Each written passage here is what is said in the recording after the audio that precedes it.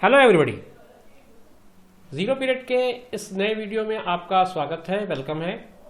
Quanta series के इस 14th video में आपको कुछ नए क्वेश्चंस के साथ मैं एक बार फिर ले चलूँगा मैथ्स की उस दुनिया में जहाँ पर हम तरह तरह के सवालों को नए नए अंदाज में, नए नए ढंग से, बट बेसिक्स के साथ सॉल्व करने की कोशिश करेंगे। स्टार्ट करते हैं फर्स्ट क्वेश्चन से।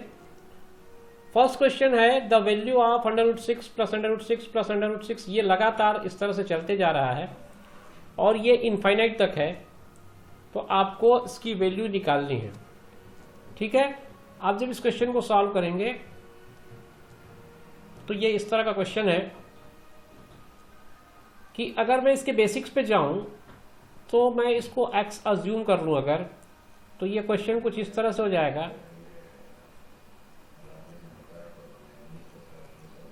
ये इस तरह की क्वेश्चन हो जाएगी ये। अब इसको मैं 6 प्लस ये पूरा का पूरा पार्ट फिर से x ले लूँ, क्योंकि x की वैल्यू इतनी है तो मैंने उसको ले लिया। फिर दोनों साइड में इसके स्क्वायर कर दूँ तो ये हो जाएगा 6 प्लस x का होल स्क्वायर अंडर रूट का, तो ये हो जाएगा x square is equal to 6 plus x। आगे मैं इसको सॉल्व करूँगा तो x square minus x minus 6 is equal to 0 आएगा, और इसको मिडिल टर्म स्प्लिट करके मैं 3x और 2x पे स्प्लिट कर सकता हूँ, और ये हो जाएगा x minus 3 plus 2x minus 3। यहाँ पे 6 और 2x में से 2 मैंने कॉमन लिया, अंदर x बचा, यहाँ 3 बचा, तो इस तरह से ये x प्लस 2 और x माइनस 3, ये दो ऑप्शन आ जाएंगे, इसमें दो ब्रैकेट्स मिलेंगे, जिसमें से ये जो x की वैल्यू है x प्लस 2 के कारण x की वैल्यू आएगी -2 और x माइनस 3 के कारण x की वैल्यू आएगी 3। तो ये वाला हमारे काम का नहीं है और ये हमारे काम का है। लेकिन अगर आप इस तरह के क्वेश्चन को इतने लंबे मेथड से बनाएंगे तो आपका बहुत सारा समय वेस्ट हो जाएगा, और वहाँ पर कॉम्पिटिटिव एग्जाम में आपके पास इतना टाइम नहीं है कि आप ऐसे क्वेश्चन में इतना अधिक समय दें।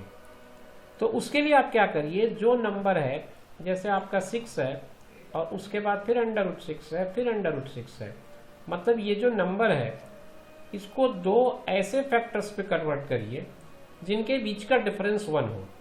जैसे मैं इसको दो पार्ट में डिफरेंस में, दो नंबर के मल्टीप्लिकेशन में कन्वर्ट करूं तो 3 × 2 होगा। एक और इसके पॉसिबल फैक्टर्स पहले देख लें आप क्या क्या हो सकता है। वैसे होगा एक 1 × 6, दूसरा होगा 2 × 3। इसके अलावा और पॉसिबल फैक्टर्स इसके नहीं है। 1 × 6 पे दोनों जो आपके नंबर्स हैं उनके बीच का डिफरेंस 5 का है, लेकिन जो दूसरा नंबर है 2 और 3 का जो पेयर है, इस पेयर में आपको डिफरेंस जो है वो 1 का है, ये है 1 का डिफरेंस। तो इसमें जो बिगर नंबर होगा यही आपके क्वेश्चन का आंसर होगा। तो आपको ये सारा जो काम है इसको करने की जरूरत नहीं पड़ेगी।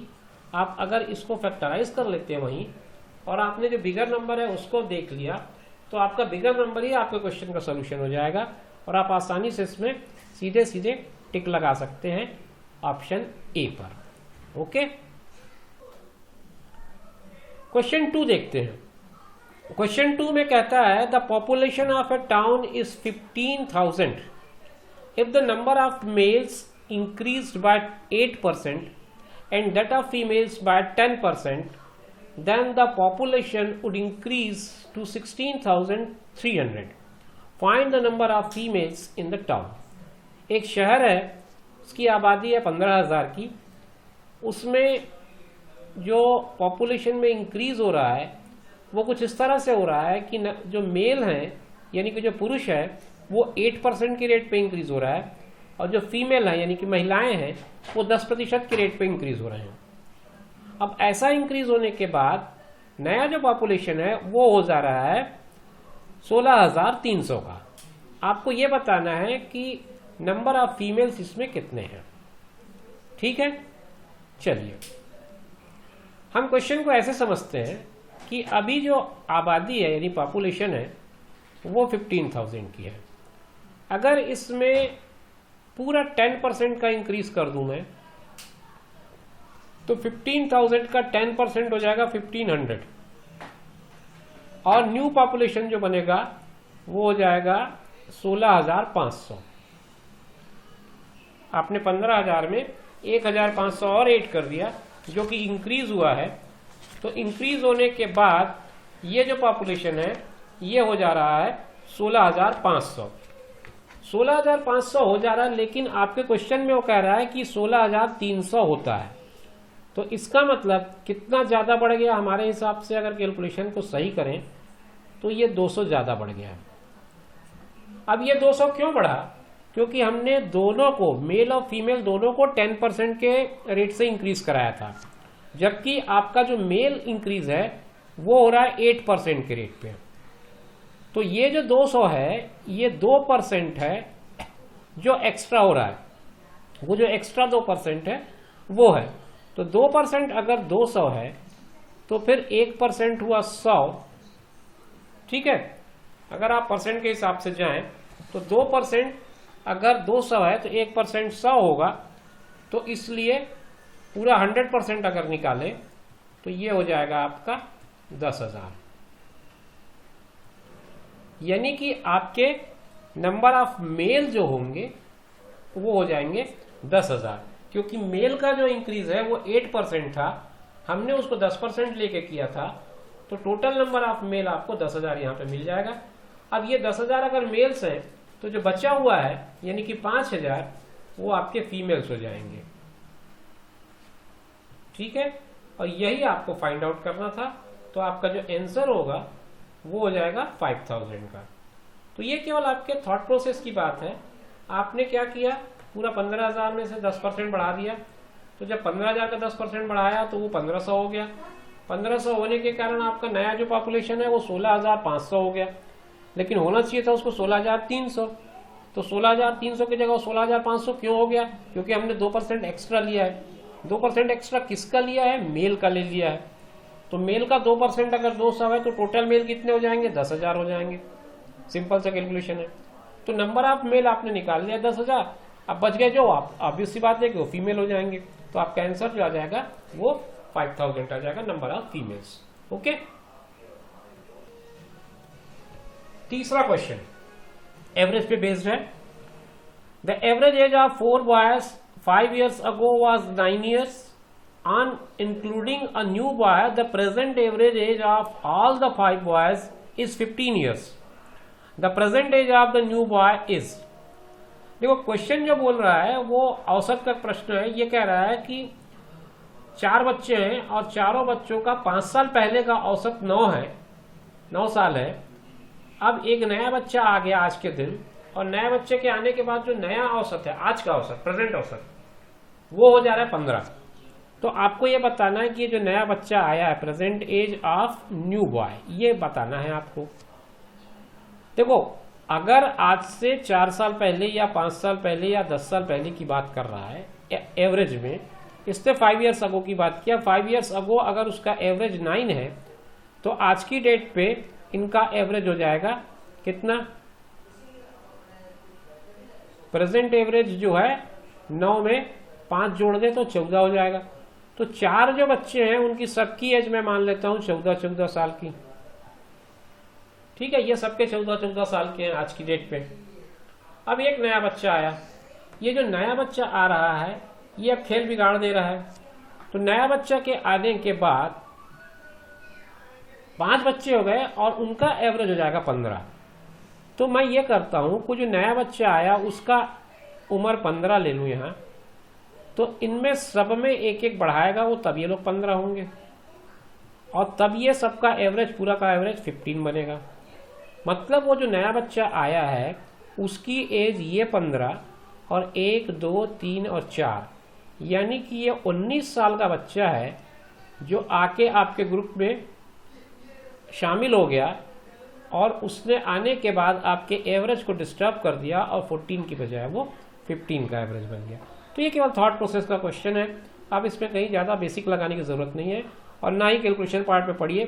सिंपल से 4 डाटा पे आपको काम करना है। चारों डाटा को सेम मान लीजिए जब एवरेज की बात हो रही तो, और उसके बाद नया बच्चा आया, नया एवरेज हो गया, तो नया एवरेज बाकी में कितना चेंज ला रहा है वो देख लीजिए। आसानी से आप इस क्वेश्चन को सॉल्व कर सकते हैं। ठीक है, चौथे क्वेश्चन पे नज़र डालें। ये पाइप सिस्टम वाला क्वेश्चन है। अक्सर एग्जाम में इस तरह के क्वेश्चन पूछे जाते हैं, इसलिए इस कलेक्शन में मैंने इस क्वेश्चन को इंक्लूड किया है। Pipe A alone can fill a tank in 8 hours. दो पाइप हैं आपके पास, एक पाइप ए है और एक पाइप बी है। Pipe A alone can fill a tank in 8 hours, pipe B alone can fill it in 6 hours. If both the pipes are opened and after 2 hours pipe A is closed, then the other pipe will fill the tank in 4 hours, 2.5 hours, 6 hours, 3.5 hours. देखिए pipe A को लगते हैं 8 घंटे, pipe B को लगते हैं 6 घंटे। दोनों का मैं एलसीएम ले लूं तो एलसीएम आ जाएगा आपका 24। तो मैं 24 टोटल वर्क को मान लेता हूं, और ये 8 घंटे काम कर रहा है, ये 6 घंटे काम कर रहा है। अगर ये 8 घंटे काम कर रहा है और 24 काम करता है तो ए जो है वो 1 घंटे में 3 काम करता है, 8 3 24,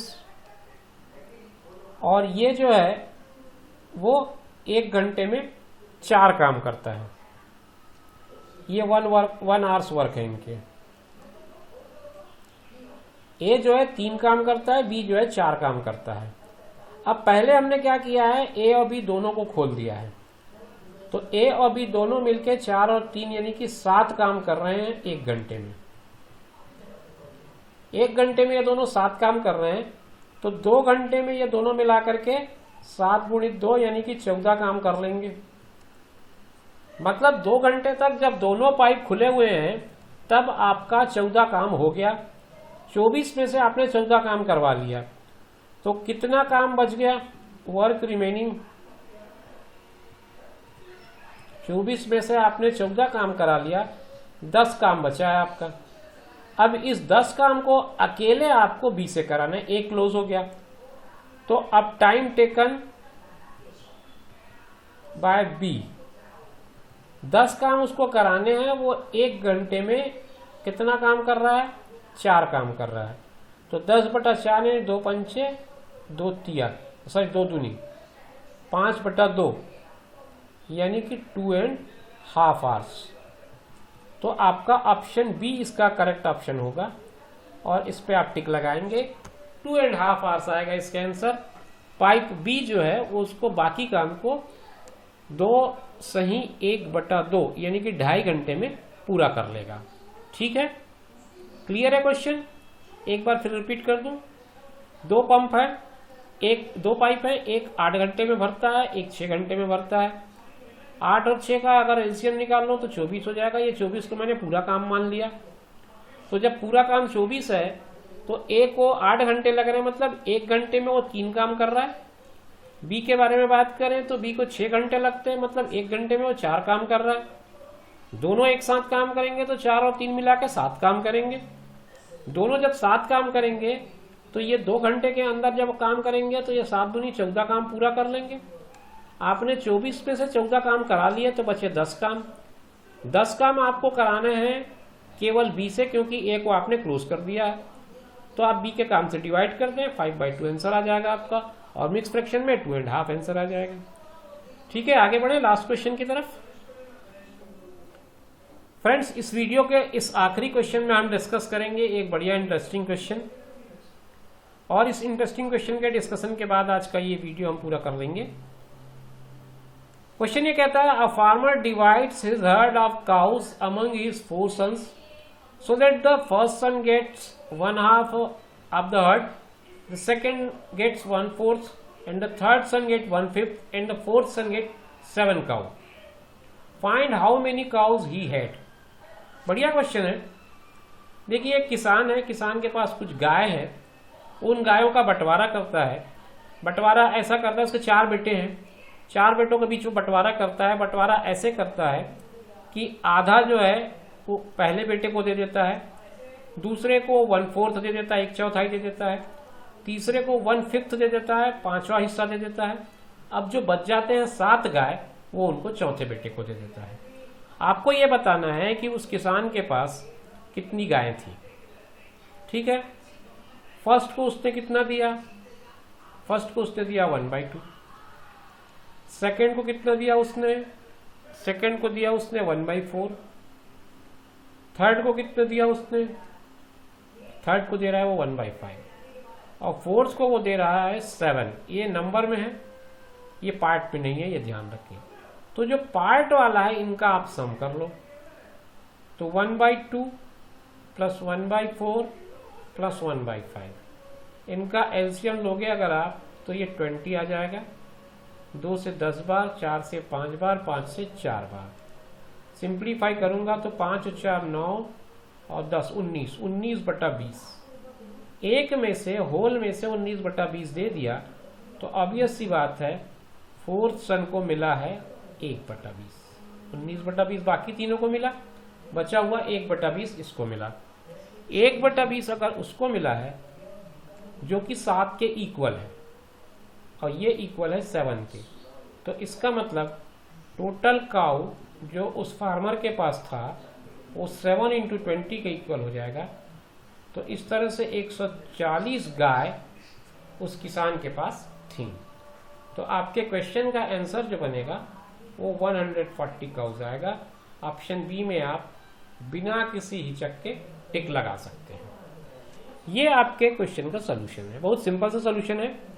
पहले को उसने हाफ दिया, दूसरे को 1/4 दिया, तीसरे को 1/5 दिया, चौथे को कितना दिया आपको वो नंबर्स में बता रहा है। अगर आप कैलकुलेशन को आप मन से भी करते हैं तो आपको समझ में आ गया कि आपका 19/20 पार्ट जो है वो डिस्ट्रीब्यूटेड हो गया, 1/20 पार्ट बचा है। तो किसी नंबर का 1/20 पार्ट अगर 7 है तो अब ये सी बात है कि होल नंबर जो है वो 140 के इक्वल होगा। तो किसान के पास जो गाय है वो 140 थे टोटल, जिसमें से उसने अलग अलग सबको बांट दिया। अगर वो पहले सन का, दूसरे सन का, तीसरे सन का, इसके बाद अलग अलग पूछ सकता है, वो भी आप निकाल सकते हैं, लेकिन वो कंडीशन के ऊपर डिपेंड करता है क्वेश्चन में क्या पूछ रहा है। ठीक है, तो ये था आज का हमारा वीडियो और इसमें हमने कुछ अलग अलग तरह के क्वेश्चंस का कलेक्शन लेके डिस्कशन किया। उम्मीद है आपको ये वीडियो पसंद आया होगा। मिलेंगे हम नेक्स्ट वीडियो में, तब तक के लिए टेक केयर, बाय बाय।